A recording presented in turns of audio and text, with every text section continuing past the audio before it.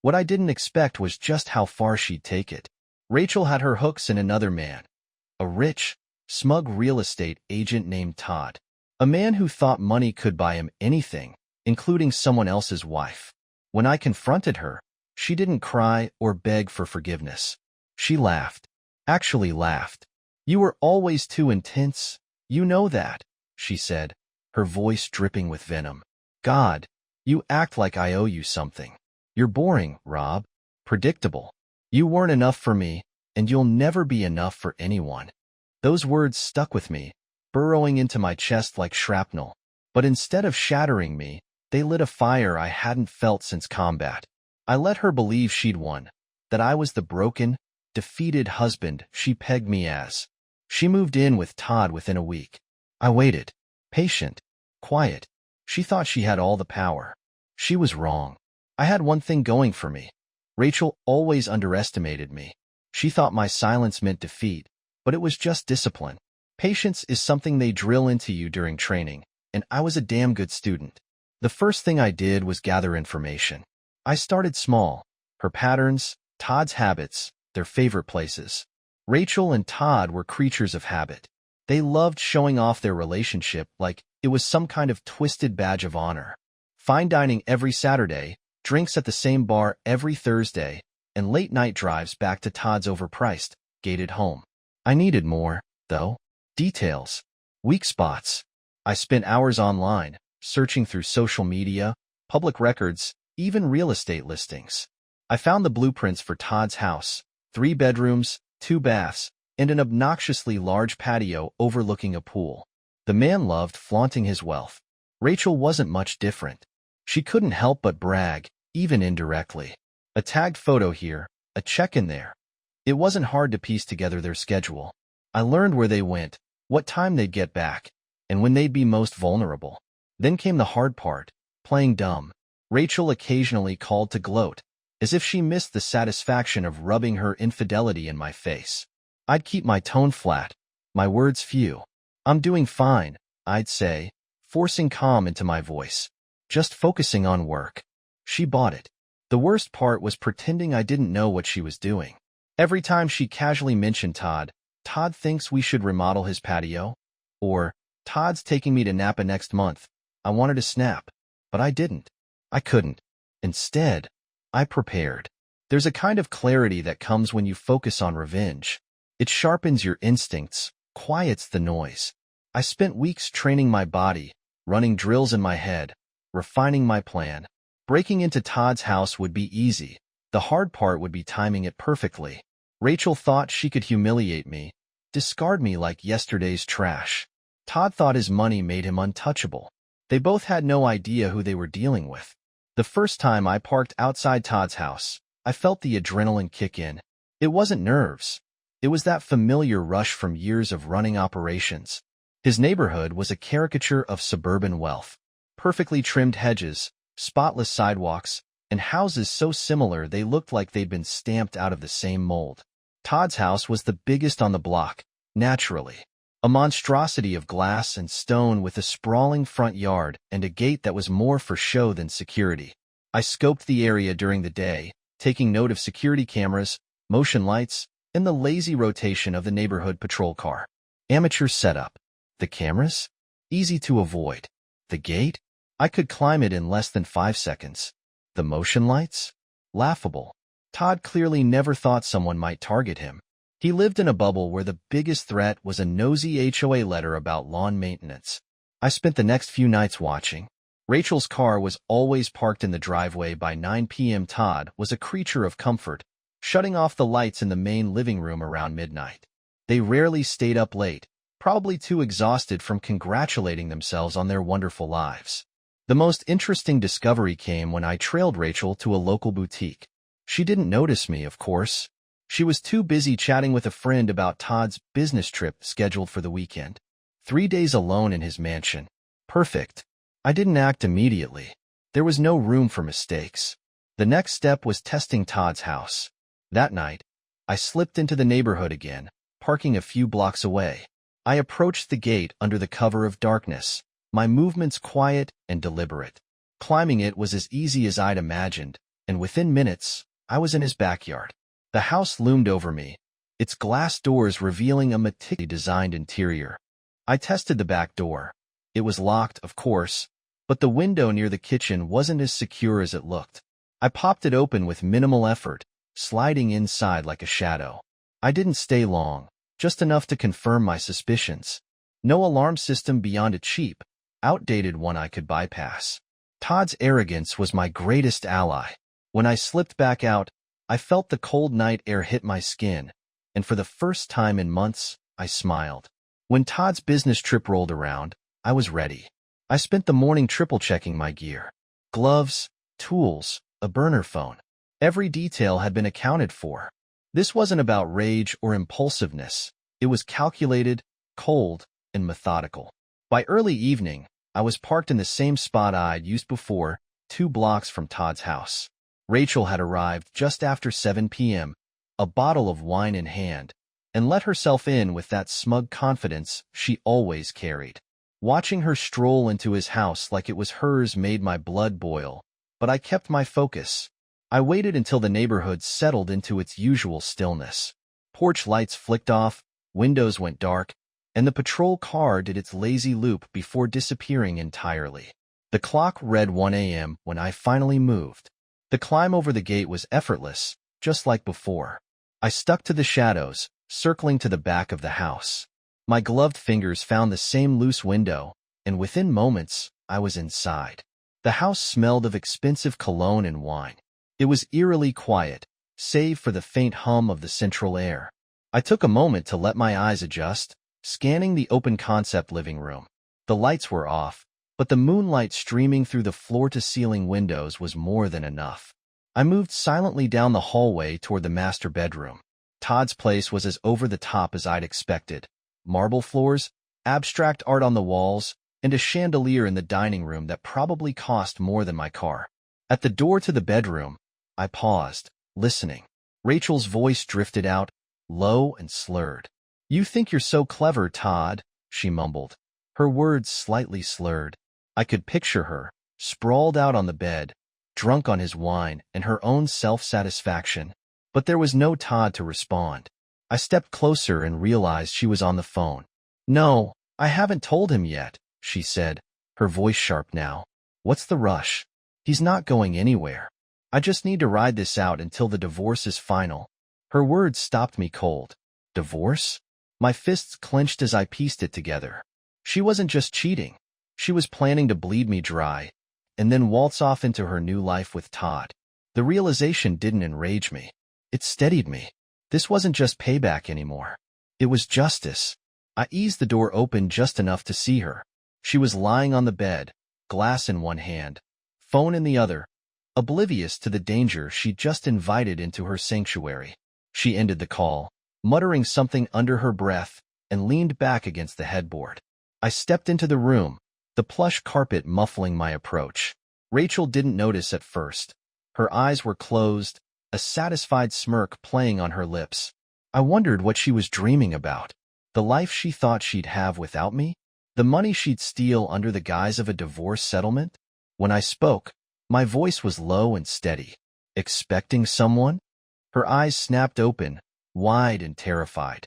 She scrambled upright, nearly spilling the wine all over Todd's pristine white sheets. "Rob?" she stammered, disbelief clouding her face. "What the hell? How did you?" I took a slow step forward, letting the shadows fall away from my face. "Surprised to see me?" She regained some composure, masking her fear with that familiar arrogance. "You're insane," she spat, but there was a tremor in her voice. "Get out before I call the cops." I tilted my head, feigning curiosity. "Call them. I'll wait." Her hand darted toward the phone, but I was faster, grabbing it and tossing it across the room. It landed with a dull thud against the wall, shattering the fragile screen. Rachel flinched, her bravado slipping. "Rob, please," she started, her tone shifting, trying to sound wounded. "This isn't what you think." I almost laughed. "Isn't it? You weren't talking about divorce just now? About taking everything I've worked for?" She swallowed hard, eyes darting to the door, calculating, trying to figure out her next move. Look, she began, her voice softening into that sickly sweet tone she used when trying to manipulate me. We can work this out. Maybe I was wrong. I was angry, confused. I made mistakes. I leaned in, close enough to smell the wine on her breath. Mistakes? I echoed, keeping my voice dangerously calm. You call months of screwing around with Todd a mistake? She bristled, finally showing her true colors. You drove me to it, she hissed. You and your obsessive, controlling behavior. You think you're some kind of hero, stalking me, breaking into this house? There it was, the venom, the shifting blame. The same tactics she'd always used to twist the knife. But tonight, they wouldn't work. I straightened, keeping my eyes locked on hers. You always did have a way of making everything someone else's fault, I said quietly. Not this time. Rachel tried to stand, wobbling slightly. You don't scare me, Rob, she spat, but her voice cracked. I'll scream, I moved quickly, grabbing her wrist and pulling her close. No, you won't, I murmured, my voice a cold whisper. You're going to listen. Her eyes widened, fear finally setting in. Rob, please, she whispered, her bravado gone. You don't have to do this. But she was wrong. Rachel's fear turned to panic as she struggled in my grip, but I held firm. She wasn't going anywhere. Sit down, I commanded, pushing her back onto the bed. Her breathing was shallow, her eyes darting to the door like a trapped animal. I'll scream, she warned again, her voice trembling. I leaned in close, my voice low and deliberate. You scream, and I make sure this ends much worse for you than it needs to. She froze, weighing her options, but ultimately stayed silent. That was the thing about Rachel. She was brave until she wasn't. I turned away for a moment, pacing the room as I assessed the situation. My plan had been clean, methodical, but hearing her vile, self-serving justifications had awoken something darker in me. I didn't want this to be over quickly. Not anymore. I need you to understand something, I said, turning back to her. This isn't just about you cheating. It's about you lying, manipulating, and tearing apart everything we built together. You took everything good in our marriage and destroyed it. For what? Him? She flinched at the venom in my voice, but I didn't stop. You think Todd cares about you? That he's your ticket to some perfect life? I sneered. You're just another trophy to him, Rachel. And when he gets bored, he'll toss you aside like trash. Her mouth opened, but no words came out. For the first time, she looked genuinely unsure of herself. Where's Todd, by the way? I asked casually, glancing around the room. She hesitated, then muttered, out of town. Convenient, I said, my tone dripping with sarcasm. So you're all alone here, no knight in shining armor to save you. She didn't respond, her silence confirming everything I needed to know. That's when I pulled out the burner phone from my pocket. Rachel's eyes widened as I began scrolling through the photos and videos I'd collected over the past few weeks. Her and Todd at the bar, kissing in his car, laughing together at a restaurant. I'd captured it all. You really thought you were untouchable, didn't you? I said, holding up the screen so she could see. Every lie, every betrayal, it's all here. Your perfect little life is about to crumble. Please, Rob, she whispered, her voice breaking. You don't have to do this. I'm sorry. Okay? I messed up. Just let me fix this. But there was no fixing it. Not anymore. I tossed the phone onto the bed beside her and took a step back, watching her crumble under the weight of her own fear. This wasn't the woman I'd once loved. This was a stranger, a parasite, and I felt no pity. Here's the deal, I said, my voice calm and measured. You're going to tell Todd everything. You're going to confess to using me, to planning your little divorce scheme. And when you're done, you're going to disappear from my life for good. Rachel's face twisted in disbelief. You're insane if you think I'll... I cut her off, stepping closer until I towered over her. You'll do it, I growled. Because if you don't, I'll make sure Todd knows exactly who he's dealing with. And trust me, he won't want you after I'm done. The power shifted in an instant. For the first time in years, I was in control, and Rachel knew it. Her lips trembled as she nodded. Okay, she whispered. I'll do it. But as I turned to leave, I couldn't shake the feeling that this wasn't enough. Not yet.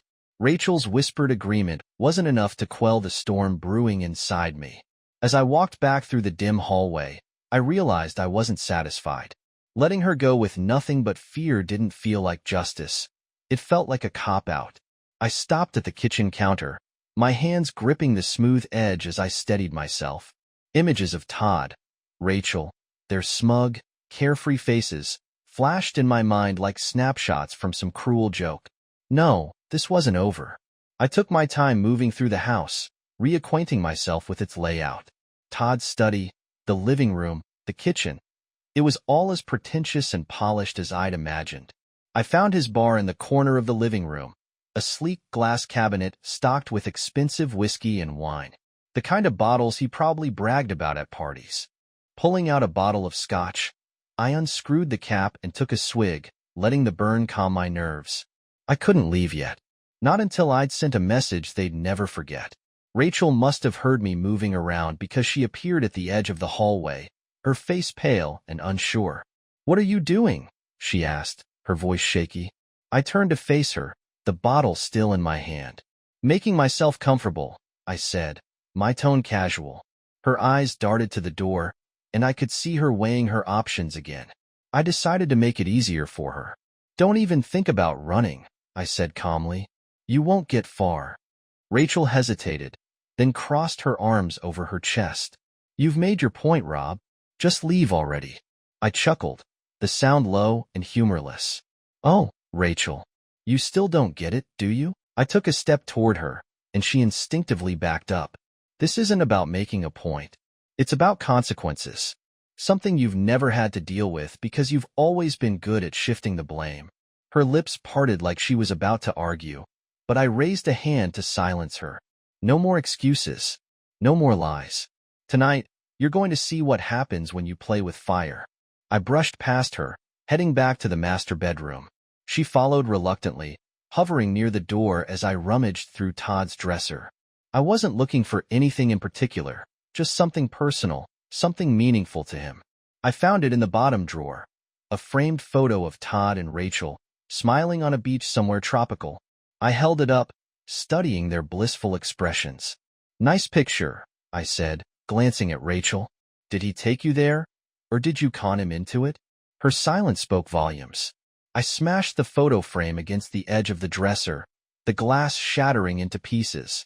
Rachel flinched but didn't say a word. I grabbed the photo itself, crumpling it in my hand before tossing it to the floor. "You're insane," she muttered. But there was no conviction behind her words. "No," I replied, my voice cold. "I'm just tired of being the fool." I grabbed the burner phone from my pocket, scrolling through the photos and videos I'd collected. This time, I wasn't just threatening her. I sent everything, the proof of her infidelity, the lies, the betrayal, to Todd's personal email. Her eyes widened as she realized what I'd done. "Rob, no. You can't." I cut her off with a glare. "Oh, I can." And I did. She lunged for the phone, but I stepped back, easily avoiding her. "It's done, Rachel," I said firmly. "Now it's just a matter of time." She stared at me, her face pale and trembling with rage and fear. "You're going to ruin everything," she whispered. Rachel collapsed onto the edge of the bed, her hands trembling as she buried her face in them. For the first time since this whole nightmare began, I saw her stripped of her usual bravado. No smirks, no snide comments, just raw fear. "Why, Rob?" she finally choked out, her voice cracking. "Why couldn't you just let me go?" I crouched down in front of her, forcing her to meet my gaze. "Because you didn't just go, Rachel. You didn't leave with dignity. You lied, cheated, and tried to rip me apart while building a new life for yourself. You didn't care who you hurt, as long as you got what you wanted." She stared at me, her mouth opening and closing like she wanted to argue but couldn't find the words. "And now," I continued, standing back up, "you're finally going to feel what it's like to lose." Her phone buzzed on the nightstand, cutting through the tense silence. She shot me a panicked look before scrambling to grab it. Her trembling hands fumbled with the screen as she read the message. I didn't have to see it to know what it was. "It's Todd, isn't it?" I asked, my tone almost casual. Rachel didn't answer, but her face gave her away. The blood drained from her cheeks, and her eyes filled with tears. Whatever I'd sent him had landed, and now the cracks in her fantasy were starting to show. "Rob, please," she whispered, looking up at me with wide, desperate eyes. "You don't understand. He's all I have now." I snorted. "Good. Maybe he'll see you for what you are, a liar and a parasite." She flinched at the words, but I didn't care. She'd done worse to me, over and over again, without a shred of remorse. Her phone buzzed again, and she hesitated before picking it up. This time, her face twisted in horror as she read the message. "He's coming back," she whispered, her voice barely audible. "Good," I said, stepping closer. "We'll settle this like adults." Rachel shook her head violently, tears streaming down her face now. "You can't be here when he gets back. He'll call the cops." I raised an eyebrow. "Let him. I've got nothing to hide." "You, on the other hand," I gestured to the shattered photo frame and the scattered evidence of her betrayal. Rachel's breathing was uneven, her panic rising with every second. She was losing control, and she knew it. I glanced at my watch, calculating how much time I had before Todd showed up. The thought of facing him didn't bother me. It excited me. Rachel had chosen him over me, thrown everything away for this pompous, self-absorbed idiot. It was time for him to see the real cost of his actions. I turned back to Rachel, who was now pacing the room like a caged animal. "Relax," I said, my voice dripping with sarcasm. "You should be happy. You'll get to explain everything to Todd in person. Isn't that what you wanted?" She stopped, her tear-streaked face contorted with rage and desperation. "You're sick, Rob," she spat. "You're no better than me." I smirked, leaning against the doorframe. "Oh, I'm much worse. And that's what scares you, isn't it?" Her silence was all the confirmation I needed. The clock read 2:30 a.m. when I heard the faint hum of an engine in the distance. Rachel froze mid-pace, her face draining of what little color was left.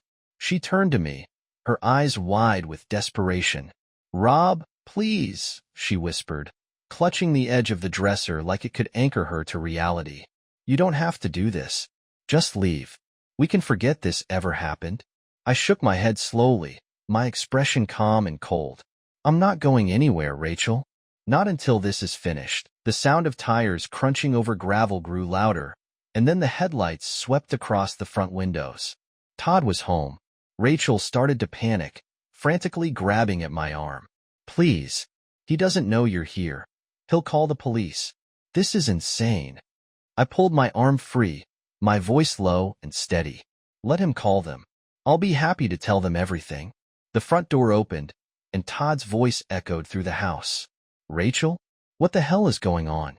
Why am I getting these emails?" Rachel's breath hitched, and she glanced at me like I was her executioner. Without another word, she bolted down the hallway toward him. I followed at a measured pace, the burner phone still in my pocket, my mind sharp and focused. When I reached the living room, Todd was standing just inside the door, his suitcase still in hand. He was taller than I expected, with broad shoulders and a face that screamed entitlement. His eyes flicked to Rachel, who was already babbling incoherently. "Baby, it's not what it looks like.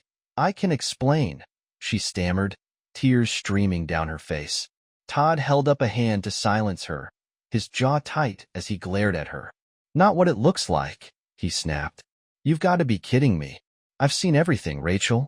Everything." That's when his eyes landed on me, and his confusion morphed into fury. "Who the hell are you?" I took a step forward, letting the door click shut behind me. "I'm her husband," I said simply, watching the realization dawn on his face. Todd froze, his anger giving way to unease. "Her husband?" I nodded, keeping my gaze locked on him. "The man she's been lying to. The one she planned to divorce and rob blind so she could shack up with you." His face twisted in disgust, and he turned to Rachel. "Is this true?"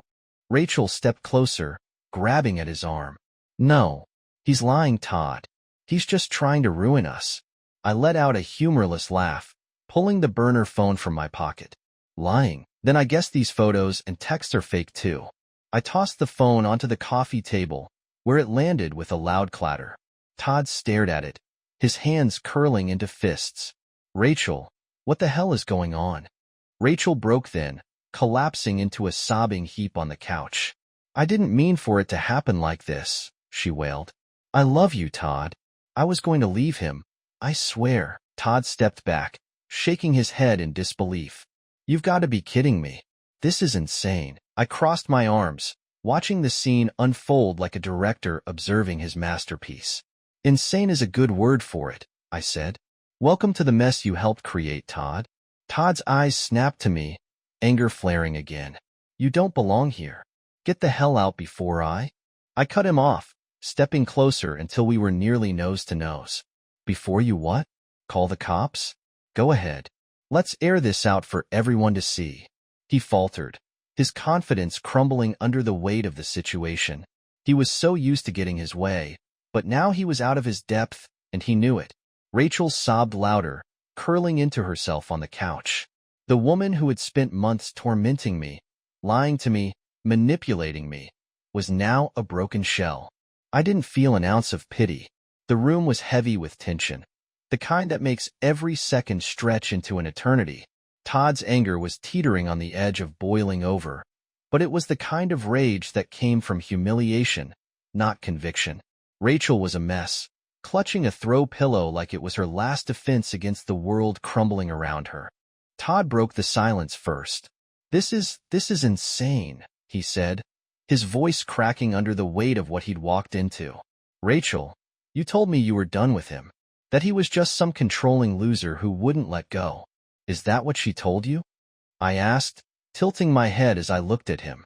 Let me guess. She said I was obsessed, abusive even? A poor, pathetic man holding her back from the life she deserved? Todd didn't answer, but the flicker of guilt in his expression said it all.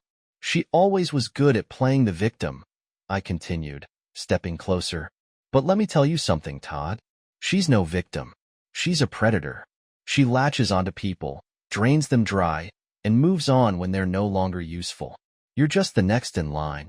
Rachel shot up from the couch, her tear-streaked face contorted with rage. Shut up, Rob, she screamed, her voice cracking. You don't know what you're talking about. You don't know anything about us. I smirked, taking in the raw desperation in her voice. I know plenty, I said calmly. I know you lied to me for months. I know you planned to take everything I worked for.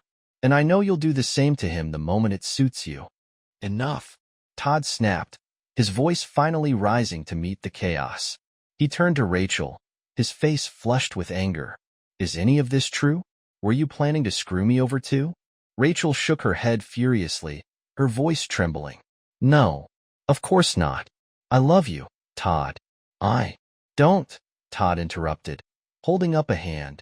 Don't say another word. I'm done with your lies. For a moment, the only sound in the room was Rachel's quiet sobs. Then Todd turned to me, his jaw tight. You made your point. Now get the hell out of my house. I held his gaze, unflinching. Not yet. There's still one thing left to settle. Todd tensed, his fists clenching at his sides.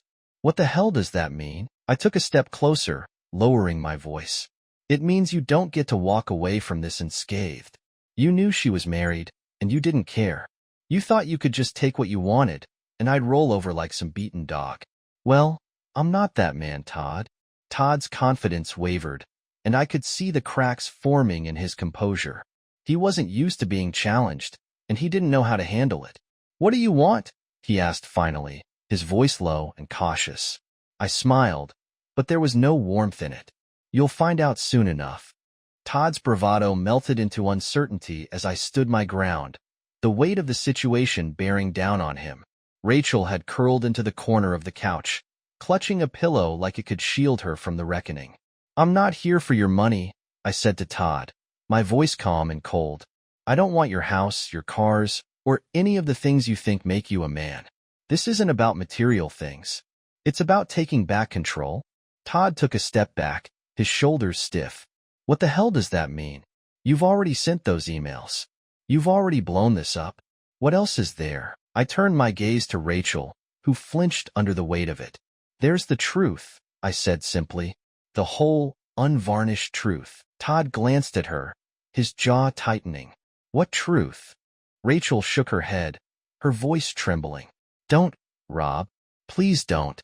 Why not? I asked, my tone sharp. You've spent months lying, scheming, and tearing down everything I built. Don't you think it's time someone told Todd the full story? Todd crossed his arms, his frustration boiling to the surface. Enough with the games. What's going on here? I reached into my pocket and pulled out the burner phone again, scrolling through the files until I found what I was looking for. A recording, one I'd taken weeks ago, when Rachel had been too careless to realize I was listening. I hit play, and Rachel's voice filled the room, clear and unmistakable. Once I've got what I need from Rob, I'm done.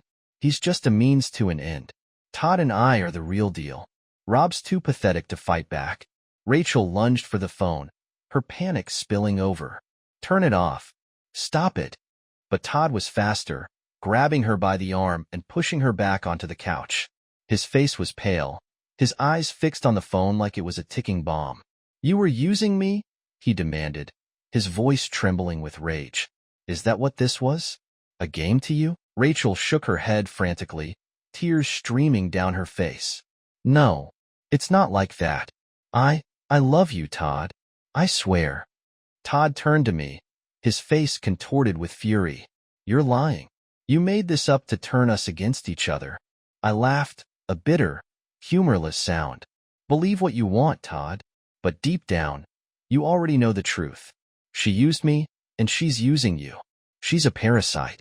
It's what she does. Todd looked back at Rachel, his hands balling into fists. Is this true? He growled. Did you use me too? Rachel broke then, collapsing into sobs that shook her entire body. I didn't mean for it to happen like this, she whispered. I just wanted a way out. I didn't know how else to. Save it, Todd snapped, cutting her off. You're pathetic. I watched the scene unfold with a sense of grim satisfaction. The cracks in their perfect facade had turned into a full-blown collapse, and there was no putting the pieces back together. Todd stood frozen, staring at Rachel like she was a stranger. Whatever delusions he had about her, about their relationship, had shattered completely. And I wasn't about to let him pick up the pieces. You're right about one thing, Todd, I said, stepping forward. This is insane. But you helped create this mess, and now you're going to deal with the fallout. Rachel looked at me, her eyes wide and red with tears. Rob, please, she begged, her voice cracking. I'll do anything. Just stop this. Stop, I repeated, tilting my head as I stared at her. Like how you stopped when I begged you to tell me the truth. Or when I asked you if there was someone else and you laughed in my face. You don't get to beg now, Rachel. Not after everything you've done. Todd was pacing now, his face a mixture of fury and panic. What the hell do you want from me? He snapped, his voice rising. You've already ruined everything. What more could you possibly do? I smiled coldly. Oh, Todd, you still don't get it, do you? This isn't about what I want. It's about what you deserve. I turned back to Rachel, my voice dropping into a calm, measured tone. And you, Rachel, are going to tell him everything. No more lies, no more half-truths. You're going to admit what you've done, everything. Rachel shook her head violently, her panic overtaking her. No, I can't, Hill. Hill what? I interrupted, stepping closer. Leave you? Expose you for the liar you are? That's the least of your worries now. Todd stopped pacing and turned to Rachel, his expression cold and unforgiving. Start talking, he said, his voice low and dangerous. Rachel hesitated, her hands trembling as she clutched the armrest of the couch. For a moment, I thought she might actually refuse, but then she looked at me and saw the unyielding determination in my eyes. She broke. I used him, she admitted, her voice barely above a whisper. I used Rob to get what I needed. A life, stability, a way out of the mess I was in. And then, I met you. Todd didn't move, his face an unreadable mask. Rachel continued, the words spilling out of her like a confession she'd been holding back for years. I thought you were different, Todd.